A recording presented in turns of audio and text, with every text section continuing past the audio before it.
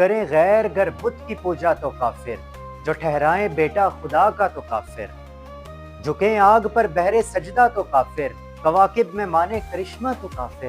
مگر مومنوں پر کشادہ ہیں راہیں، پرستش کریں شوق سے جس کی چاہیں، نبی کو جو چاہیں خدا کر دکھائیں، اماموں کا رتبہ نبی سے بڑھائیں، مزاروں پر دن رات نظریں چڑھائیں، شہیدوں سے جا کے مانگیں دعائیں، نہ توحید میں کچھ خلل اس سے آئیں، نہ اسلام بگڑے نہ ایمان جائیں۔ مولانا الطاف حسین حالی کی مسدس حالی کے اندر لکھے ہوئے یہ اشعار ہمارے دوہرے معیار کی خوب نشاندہی کرتے ہیں۔ آپ اپنے معاشرے میں دیکھیے، اپنے گھروں میں دیکھیے، کوئی بیمار ہو جاتا ہے تو منت مانگی جاتی ہے کہ فلاں مزار پہ جا کر چادر چڑھائی جائے گی۔ اس کی اصل کے بارے میں پوچھیں تو کچھ بھی نہیں معلوم، یہاں تک کہ بریلوی علماء بھی کہتے ہیں کہ کچھ اصل نہیں ہے اور یہ بے اصل چیز ہے۔ ہر شخص چادروں کی منت مان رہا ہے کہ جی میرا کام ہو گیا تو میں فلاں مزار پہ چادر چڑھاؤں گا۔ کیوں مان رہا ہو منت؟ ذرا بتاؤ تو صحیح نا۔ اپنے آپ سے کویسچن کرو، کیوں چڑھا رہے ہو آپ چادر منت کی؟ اس میں کس نے منت مانی تھی؟ نبی نے مانی تھی؟ صحابہ نے تصور دیا مزار پہ چادر چڑھانے کا؟ کہاں سے آیا یہ؟ کچھ نہیں پتا، بس لوگ کر رہے ہیں تو ہم بھی کر رہے ہیں۔ اس سے ہماری نوجوان نسلوں کو، ان بچوں کو کچھ پتہ نہیں ہے جی چادر چڑھانے میں کوئی عبادت ہوگی، کوئی عبادت نہیں ہے، مستحب تک نہیں ہے۔ اس کے علاوہ یہ سب رویے بھی ہمارے معاشرے کے اندر عام ہیں کہ بعض لوگ تو قبروں پر جا کر سجدہ کر دیتے ہیں، بعض لوگ چومتے ہیں، بعض لوگ قبروں پر جھکتے ہیں۔ اس کے بارے میں بھی اگر بریلوی علماء سے پوچھیں، یہاں تک کہ اعلیٰ حضرت نے ان سب چیزوں کو حرام اور ممنوع قرار دیا ہے، اور بریلوی علماء بھی عام طور پر اس چیز کا اقرار کرتے ہیں۔ لیکن کچھ چیزیں ایسی ہیں جن کو ان کے علماء اکرام بھی شہ دیتے ہیں۔ مثال کے طور پر صاحب قبر سے جا کر مانگنا یا صاحب قبر سے دعا کرنا، یعنی اس سے یہ کہنا کہ ہماری حاجت کو پوری کر دو، یہ سب چیزوں کو بھی بڑی ڈھٹائی کے ساتھ آج کل جائز قرار دیا جا رہا ہے۔ تو میں چاہتا ہوں کہ اس چیز کو ایڈریس کروں خاص طور کے اوپر اس پوائنٹ آف ویو سے کہ مشرکین مکہ کا عقیدہ کیا تھا، یا قرآن مجید جب شرک کی مذمت کرتا ہے تو وہ جب اس رویے کو وہ کس طرح سے دیکھتا ہے کہ کسی کو پکارنا، کسی کو فریاد حاجت روا بنا کر پیش کرنا۔ تو سب سے پہلے قرآن مجید کی ایک آیت دیکھتے ہیں کہ سورہ نمل کی آیت ہے کہ امن یجیب المضطر اذا دعاہ ویکشف السوء ویجعلکم خلفاء الارض االہ مع اللہ، یعنی کون ہے جو محتاج کی فریاد سنتا ہے جب وہ اسے پکارتا ہے، کون اس محتاج کے دکھ درد کو دور کرتا ہے، زمین میں تمہیں کون اگلوں کا خلیفہ بناتا ہے، کیا اللہ کے ساتھ کوئی اور معبود بھی ہے؟ اس آیت مبارکہ کے اندر واضح طور پر کسی کو فریاد رسا بنا کر پیش کرنا، تکلیف کو دور بنانے والا عقیدہ رکھنا، اس کو معبود قرار دیا گیا ہے، الہ قرار دیا گیا ہے۔ یعنی جس ہستی کے ساتھ آپ یہ عقیدہ رکھ رہے ہیں، گویا کہ اسے آپ نے اپنا معبود قرار دے دیا، اسے اپنا الہ قرار دے دیا۔ اس کے علاوہ میں ایک اور ریفرنس قرآن پاک سے دوں گا آپ کو، یہ سورہ مومن کی آیت ہے، وَقَالَ رَبُّكُمْ ادعونی استجب لکم ان الذین یستکبرون عن عبادتی سیدخلون جہنم داخرین۔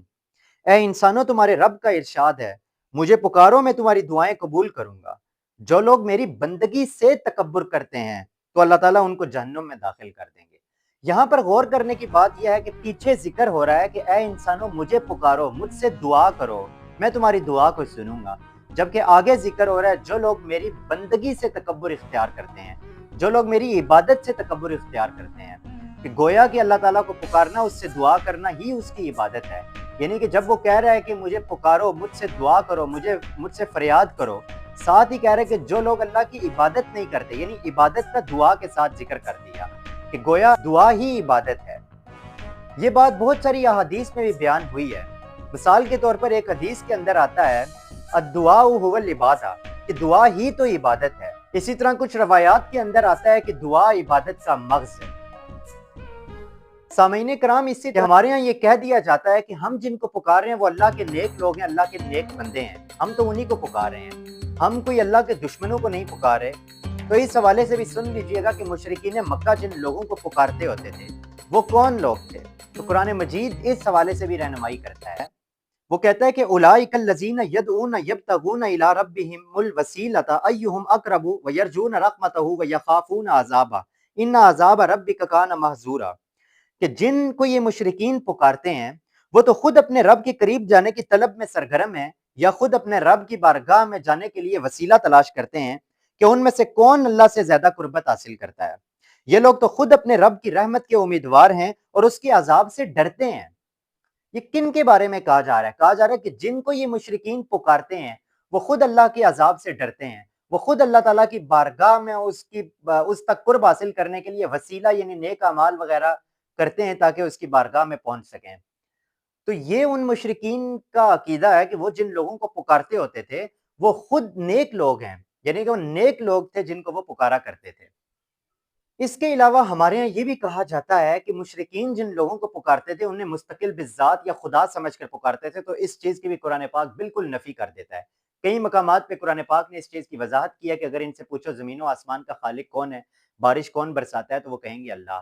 اس طرح کئی اور مقامات پر اللہ تعالیٰ نے اس کو بالکل واضح کر دیا، مشرکین کا کہیں بھی یہ عقیدہ نہیں تھا کہ وہ اللہ کو نہیں مانتے تھے یا اللہ کے علاوہ ان کو بھی اللہ کے برابر سمجھتے تھے، ایسا بھی نہیں ہے۔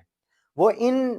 بتوں کو کیا سمجھتے تھے؟ یہ اس کی صحیح مسلم کے اندر ایک حدیث ہے جو مشکات المصابیح کے اندر بھی درج ہے، میں وہ آپ کے سامنے ذکر کروں گا، اس سے ان کا عقیدہ بالکل واضح ہو جاتا ہے کہ وہ بتوں کے بارے میں کیا عقیدہ رکھتے تھے۔ مشکات المصابیح کے اندر یہ حدیث موجود ہے جو صحیح مسلم کے اندر بھی ہے، حضرت ابن عباس کا قول ہے یہ کہ وہ فرماتے ہیں کہ مشرکین جب حج کیا کرتے تھے تو وہ بھی تلبیہ پڑھا کرتے تھے، وہ بھی کہا کرتے تھے لبیک اللہم لبیک، کہ اللہ حاضر ہیں ہم حاضر ہیں، کہ اے اللہ تیرا کوئی شریک نہیں، لیکن ساتھ ہی وہ یہ کہتے تھے مگر وہ شریک ہیں تیرے جن کو خود تو نے اپنا شریک بنایا ہے، تو ان کا مالک ہے، وہ تیرے مالک نہیں ہے۔ یہ تھا عقیدہ مشرکین مکہ کا، یعنی مشرکین مکہ اپنے معبودوں کے بارے میں یہی کہا کرتے تھے کہ ان کا مالک بھی اللہ تعالیٰ ہے، وہ مالک نہیں ہے بلکہ اللہ تعالیٰ ان کا مالک ہے، اور اللہ تعالیٰ نے خود ان کو اپنا شریک ٹھہرایا ہے، یعنی خود اللہ تعالیٰ نے ان کو وہ صفات دی ہیں، یعنی وہ بھی ذاتی اور عطائی کا فرق کیا کرتے تھے، وہ بھی مستقل بالذات نہیں سمجھا کرتے تھے۔